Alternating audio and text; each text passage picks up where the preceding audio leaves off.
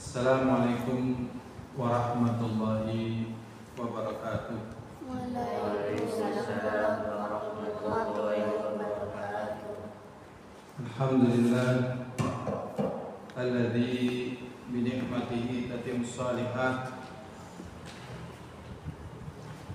Allahumma shalli wa sallim ala Muhammadin wa ala alihi wa ashabihi wa man tabi'ahum bi ihsanin ila yaumiddin wa ba'd. Kita sampai hadis yang keempat dari bab bayanu kathratit turuqil khair. Bab penjelasan banyaknya jalan menuju kebaikan. Hadis yang keempat adalah hadis yang diriwayatkan dari Abi Dzar Jundub bin Junadah radhiyallahu ta'ala anhu. Beliau mengatakan annan nasan qalu, sesungguhnya manusia di sini yaitu para sahabat mengatakan, ya Rasulullah, wahai Rasulullah, zahaba ahlud duthur bil ujur. Orang-orang yang berharta telah pergi dengan membawa pahala. Orang-orang yang berharta telah pergi dengan membawa pahala. Zahaba bil ujur artinya membawa semua daripada pahala dan kebaikan. Yusalluna kama nusalli. Yusalluna kama nusalli. Mereka salat sebagaimana kami salat. Wa yasumuna kama nasum. Dan mereka berpuasa sebagaimana kami berpuasa. Ini orang yang kaya telah membawa banyak pahala, telah memborong pahala. Mereka sholat sebagaimana orang-orang fakir sholat. Mereka puasa sebagaimana orang-orang fakir puasa. Wa yatasaddaquna bi fuduli amwalihim. Cuman orang-orang kaya ini bisa memiliki kelebihan, yaitu apa? Bersedekah dengan kelebihan harta mereka. Kemudian Rasulullah SAW mengatakan, awalaisa qad ja'ala lakum ma tasaddaquna bihi. Kemudian Rasulullah SAW memberikan solusi. Bukankah Allah Subhanahu wa ta'ala telah buat kalian untuk bersedekah? Ini menunjukkan banyak jalan menuju kebaikan. Jadi di saat orang fakir tidak bisa melakukan kebaikan, misalnya sedekah, maka ada jalan lain untuk bisa bersedekah dengan cara yang Allah mudahkan bagi orang yang fakir. Sedekahnya apa? Kata Rasulullah SAW, inna bi kulli tasbihatin sadaqah. Sesungguhnya di setiap tasbihah, itu ucapan subhanallah, adanya sedekah. Subhanallah, subhanallah, subhanallah adalah sedekah.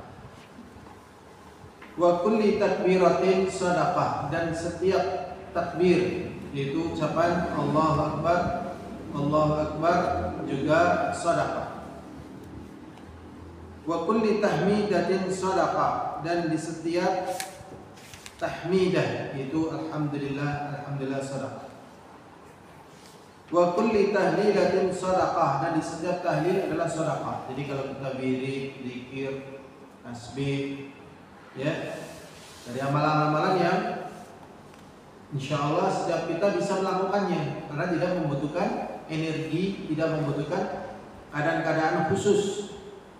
Berbeda misalnya dengan kita ya berjihad misalnya, atau haji atau umroh, ini sulit ya, tidak semua orang bisa. Tapi tahlil, tahmid, ini kan bisa. Ini bisa sebagai sedekah. Wa amrun bil ma'ruf sedekah, dan memerintahkan orang lain berbuat baik itu juga sedekah. Wa nahyun 'anil munkar sedekah, dan juga mencegah perbuatan yang munkar juga sedekah. Kemudian Rasulullah SAW sampai menunjukkan, jadi jalan bersedekah banyak sekali, dan semoga taklim kita ini juga merupakan sedekah. Ya, sedekah. Kalian duduk belajar juga semoga sedekah. Kita bersabar di dalam segala keadaan juga sedekah. Ya, kita melangkah dengan apa yang Allah mudahkan kepada kita, semoga ini juga sedekah. Tidak berputus asa dengan segala kekurangan, dengan segala kendala, berjalan dengan apa yang Allah mudahkan untuk beramal saleh, semoga ini juga terhitung sedekah. Bahkan Rasulullah SAW mengatakan wa fi bud'i ahadikum sedekah, bahkan pada ya, pemenuhan syahwat salah seorang di antara kalian juga merupakan sedekah, yaitu pada misalnya orang ya, ini bagi yang sudah berkeluarga, ini juga merupakan apa? Sedekah. Kemudian para sahabat itu bertanya, ini heran ya. Heran, kok bisa ya sampai hal seperti itu sedekah? Ya. Lalu mereka bertanya, ya Rasulullah, wa Rasulullah, ayati ahaduna syahwata, apakah salah seorang di antara kami mendatangi syahwatnya, wa yakunu lahu fiha ajr, apakah di situ ada pahalanya? Bayangannya ini pada syahwat ada pahala. Berarti kalau kalian mandi tepat waktu karena menjaga kesehatan kalian dan kesegaran tubuh kalian, insya Allah ini juga sedekah. Ya, sabunannya yang bersih, sikat giginya yang bersih, insya Allah juga adalah apa? Sedekah. Jadi banyak sekali perbuatan baik. Ya, sehingga para sahabat waktu ini contohkan kepada mereka, ini heran mereka. Apakah salah seorang di antara kami mendatangi syahwat itu merupakan sedekah? Kemudian Rasulullah bertanya, "Ara'aitum law wada'aha fi haram?" Apakah pendapat kalian jikalau salah seorang di antara kalian meletakkan syahwatnya pada perkara yang haram, yang bukan halal bagi kalian, bagi para sahabat waktu itu, dan juga bagi kaum muslimin yang lainnya, syahwatnya diletakkan pada perkara haram, akana alaihi fiha wisrun, apakah itu juga berdosa? Rasulullah mengatakan, fadzalika idza wada'a fil halal, demikian pula kalau diletakkan pada perkara yang halal, maka itu berpahala. Hadis ini diriwayatkan oleh Imam Muslim. Jadi hadis ini juga menunjukkan banyaknya jalan menuju kebaikan. Di sini dijelaskan oleh Syekh Muhammad bin Shalih Al-Utsaimin tentang keadaan orang kaya. Nah, ternyata orang kaya di sini itu bukan orang kaya yang mementingkan kesenangan duniawi dengan kekayaannya. Karena mereka disebutkan punya kelebihan amalan oleh para sahabat itu dengan sedekah. Biasanya orang menyebutkan orang kaya itu karena punya kelebihan. Misalnya rumahnya ya lebarnya seperti lapangan sepak bola, bisa jadi lebih luas rumahnya ya. Rumahnya sampai 7 miliar, 11 miliar, 20 miliar. Rumahnya dihuni cuma 1 orang 2 orang. Kayak apa besarnya? Mobilnya kadang banyak ya. Satu mobil aja 1 miliar, ada 500 juta. Tasnya, padahal tasnya kecil ya, paling setas kresek kayak gitu, harganya ada yang 6 juta, tasnya top kecil. Ya, tasnya kecil 6 juta. Bahkan tasnya ada yang ya 20 juta, 40 juta. Ya.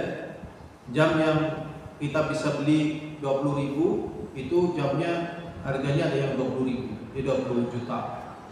Bahkan ada yang 250 juta padahal jam 250 juta coba. Nah, ini orang kaya. Ya. Ini yang disebutkan di sini bukan itu, tetapi bersedekah. Dan ini adalah perkara yang benar. Karena memang dunia ini itu tidak abadi.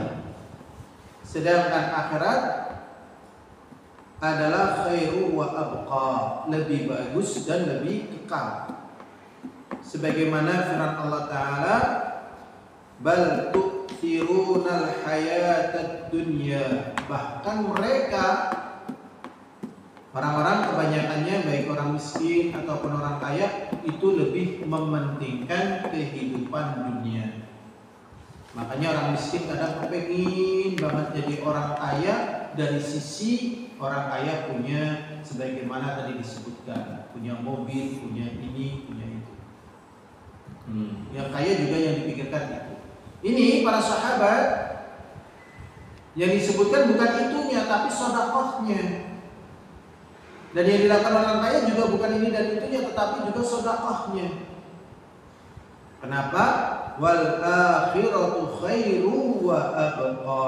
Karena akhirat itu lebih bagus dan lebih kekal.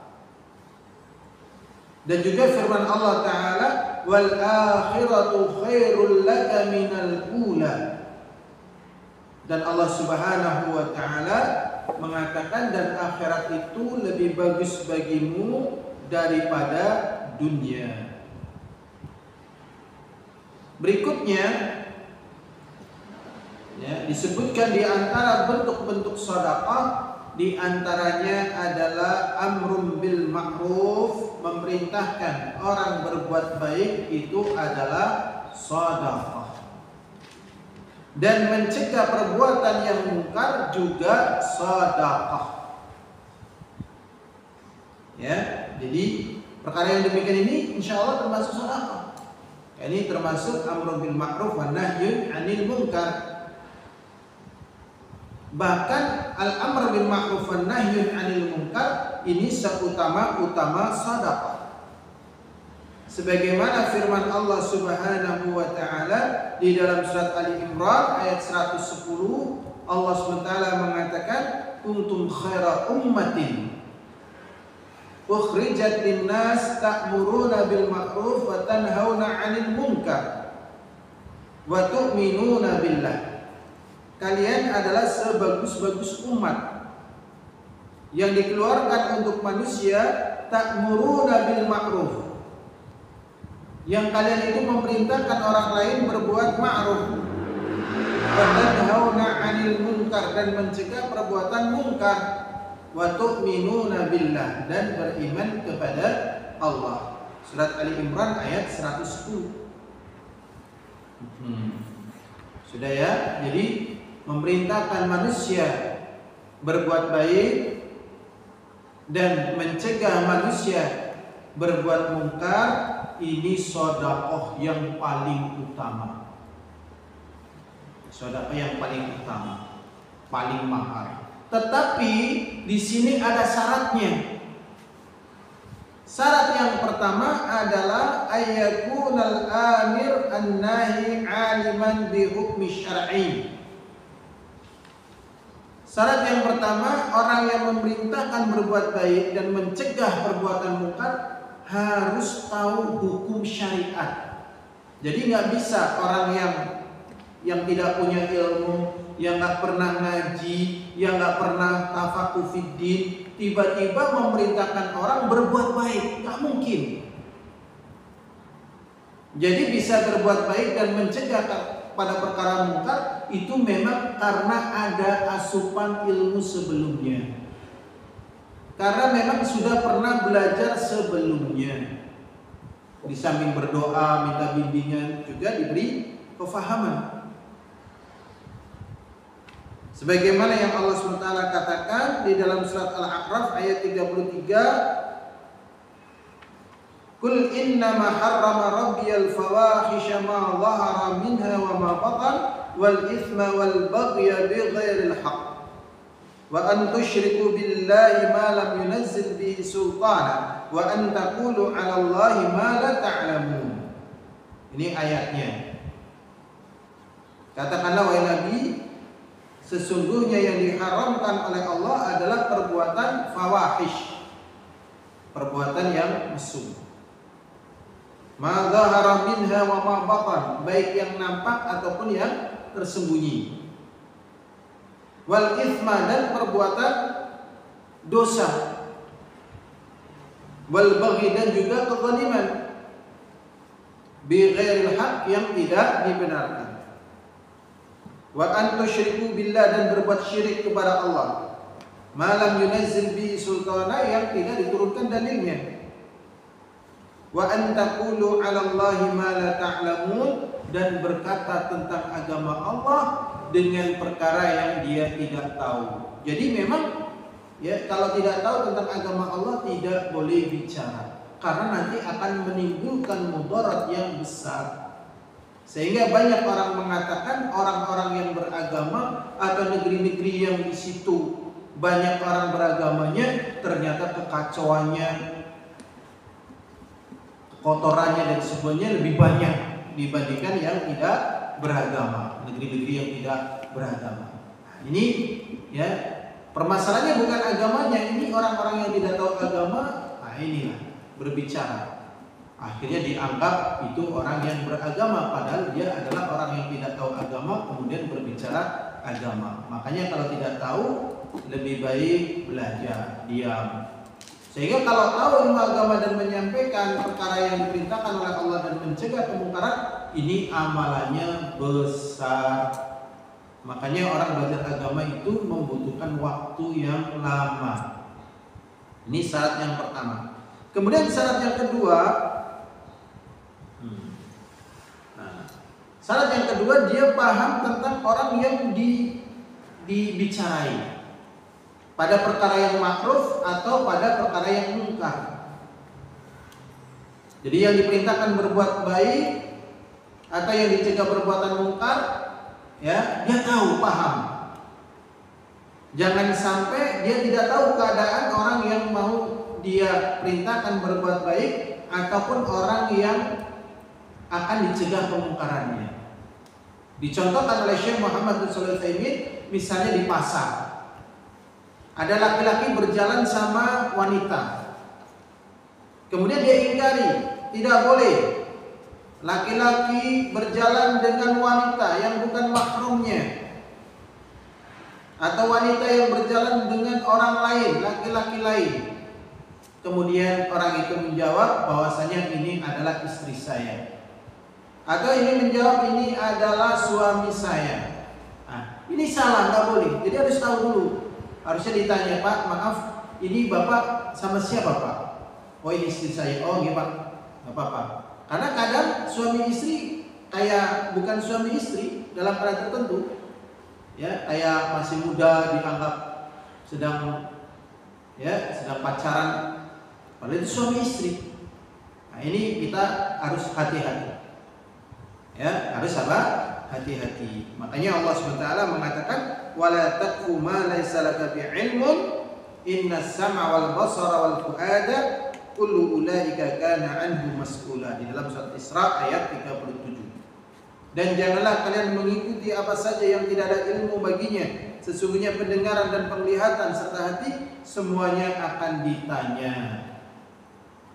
Jadi yang pertama dia berilmu, yang kedua dia mengetahui keadaan siapa yang mau dia perintahkan berbuat baik ataupun yang mau dia ingkari dari kemungkaran. Ini syaratnya ada 2. Kemudian termasuk daripada bentuk kemungkaran, orang memerintahkan baik atau orang mengatakan satu perkara baik padahal dia tidak tahu perkara kebaikan itu. Jadi termasuk kemungkaran kata Syekh Muhammad bin Shalih Al-Utsaimin, ya, orang mengatakan kebaikan tetapi dia tidak tahu kebaikan itu. Misalnya orang itu mengatakan sedekah itu baik, tetapi dia sendiri tidak tahu bagaimana itu sedekah, maka ini termasuk kemungkaran. Bersabar itu baik, tapi dia sendiri tidak tahu kesabaran itu bagaimana, maka ini juga termasuk kemungkaran. Kenapa? Karena memang orang yang berkata baik harus tahu apa sih kebaikan itu. Demikian juga orang berkata mungkar harus tahu apa sih perbuatan mungkar itu. Inilah sekilas dari penjelasan hadis yang keempat dari kitab Riyadhus Shalihin, penjelasan banyaknya jalan menuju kebaikan. Hadis yang keempat atau 120. Wallahu a'lam bishawab. Semoga bermanfaat. Alhamdulillahirabbil alamin. Assalamualaikum warahmatullahi wabarakatuh. Waalaikumsalam warahmatullahi wabarakatuh.